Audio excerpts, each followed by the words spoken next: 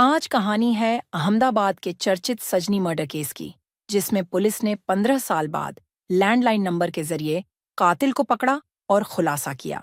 उन दोनों की नई नई शादी हुई थी। वो बहुत खूबसूरत जोड़ी थी। उनकी जोड़ी को देखकर हर कोई हंसता था, लेकिन कोई नहीं जानता था कि ये सिर्फ 3 महीने की कहानी है। हनीमून पीरियड अब भी खत्म भी नहीं हुआ था कि लड़की की हत्या कर दी गई। सामने पत्नी की लाश पड़ी थी। पति का रो रो कर बुरा हाल था। उनकी हालत इतनी खराब हो गई कि उनकी तबीयत बिगड़ गई और सदमे के कारण उन्हें अस्पताल जाना पड़ा। लेकिन वह कभी वापस नहीं आए। ये कहानी 21 साल पुरानी है। साल 2003 में केरल की रहने वाली सजनी नायर की शादी तरुण जिनराज से हुई। शादी को अभी 3 महीने ही बीते थे कि पत्नी की हत्या कर दी गई। यह मामला काफी चर्चा में आया, क्योंकि पति ने पहले तो अपनी पत्नी की मौत का गम होने का नाटक किया और फिर पुलिस की आंखों में धूल झोंककर भाग गया। सजनी की मौत पर तरुण ने खूब घड़ियाली आंसू बहाए। उसने एंग्जाइटी अटैक का भी नाटक किया, लेकिन यह उसके बचने का तरीका था। सजनी की मौत के अगले ही दिन तरुण फरार हो गया। अब यह साफ हो गया कि हत्या तरुण ने ही की है। गला दबाकर ली गई सजनी की जान, लेकिन कातिल कैसे पकड़ा जाए? पुलिस कई दिनों तक सजनी के पति की तलाश करती रही, लेकिन उसका कोई पता नहीं चला। वह गायब हो गया था। धीरे धीरे उसकी तलाश बंद हो गई। उधर तरुण ने अपनी नई जिंदगी की शुरुआत कर ली थी। पुलिस ने हर जगह और दूसरे राज्यों में भी तलाश की, लेकिन कुछ पता नहीं चला। 3 साल बाद पुलिस ने तरुण की तलाश बंद कर दी, लेकिन सजनी हत्याकांड केस बंद नहीं किया।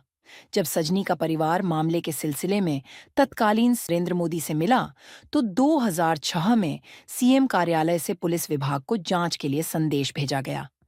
तब तरुण पर 1 लाख रुपए का इनाम भी घोषित किया गया था।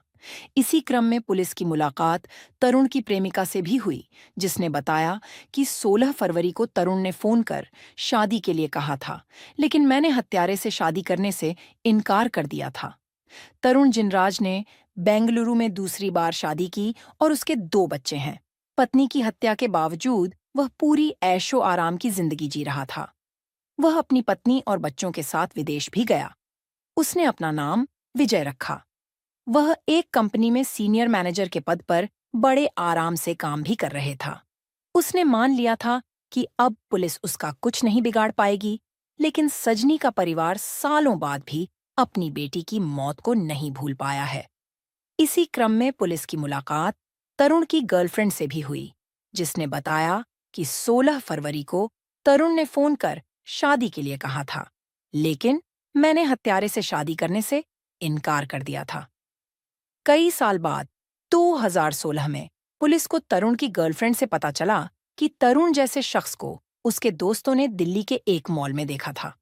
इस बीच पुलिस ने दोबारा उसके करीबियों की कॉल डिटेल निकाली तो पता चला कि बेंगलुरु के एक कॉल सेंटर के लैंडलाइन से तरुण की मां को फोन आया था।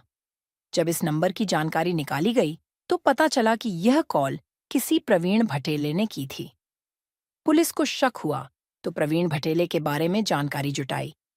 जांच के दौरान क्राइम ब्रांच को पता चला कि प्रवीण भटेले कोई और नहीं, बल्कि तरुण है। हैरान करने वाली बात ये थी कि तरुण ने बेंगलुरु में दूसरी शादी भी की थी और उनके 2 बच्चे भी थे। प्रवीण भटेले, जिसकी पहचान तरुण ने चुराई थी, तरुण का पुराना दोस्त था। इस सारी जानकारी के बाद तरुण को गिरफ्तार कर लिया गया। कोर्ट ने तरुण को सजा सुनाई और उसे साबरमती जेल में बंद कर दिया गया। सजनी के परिवार ने भी राहत की सांस ली कि आखिरकार उन्हें 15 साल बाद न्याय मिला। लेकिन कहानी यहीं खत्म नहीं हुई। तरुण जिनराज बहुत चतुर था। वह लगातार जमानत के लिए कोर्ट में अर्जी दे रहे थे। वह तरह तरह के बहाने बनाकर कोर्ट में जमानत के लिए अर्जी लगाता था। आखिरकार इसी 2023 में अगस्त में जिनराज जमानत पाने में सफल रहा। वह 4 अगस्त को जमानत पर जेल से बाहर आया, लेकिन वापस जेल नहीं गया। यह शातिर अपराधी एक बार फिर से फरार हो गया था। उसे लगा कि इस बार भी वह पुलिस को चकमा दे दिया। वह 2 महीने तक पुलिस से बचता रहा। कुछ दिन बाद अहमदाबाद क्राइम ब्रांच को तरुण जिनराज के दिल्ली में होने की खबर मिली और फिर उसे गिरफ्तार कर लिया गया। इस बार भी तरुण को अपनी मां को की गई कॉल की वजह से गिरफ्तार कर लिया गया। दरअसल सजनी की हत्या के बाद वह किसी भी बुजुर्ग व्यक्ति के संपर्क में नहीं था। उसने अपनी एक अलग दुनिया बना ली थी, लेकिन वह हमेशा अपनी माँ से बात करता रहता था। इस बार भी ऐसा ही हुआ। करीब 23 तारीख को वह अपनी माँ से मिलने बेंगलुरु भी गए था। पुलिस को इसकी जानकारी पहले ही मिल गई थी, लेकिन उस वक्त वह भाग निकला, लेकिन दिल्ली से पकड़ लिया गया। क्राइम ब्रांच का कहना है कि पूछताछ के दौरान वह फिर से भागने की धमकी दे रहा है। पुलिस का कहना है कि वह पेशेवर अपराधी की तरह व्यवहार कर रहा है। इस बार भी तरुण ने पुलिस से बचने की साजिश रची थी, लेकिन उसकी कोशिश नाकाम रही। वह तरुण जिनरात से जस्टिन जोसेफ में तब्दील हो गया था। उसने अपनी दाहिनी बांह पर ड्रैगन का टैटू बनवाया था और हेयर ट्रांसप्लांट करवाया था। पुलिस का दावा है कि जिनाराज नजफगढ़ में 2 महिलाओं के संपर्क में था। तरुण ने नवंबर 2003 में अहमदाबाद के एक बैंक में काम करने वाली सजनी नायर से शादी की, लेकिन शादी के बाद भी वह किसी अन्य लड़की के साथ रिश्ते में था।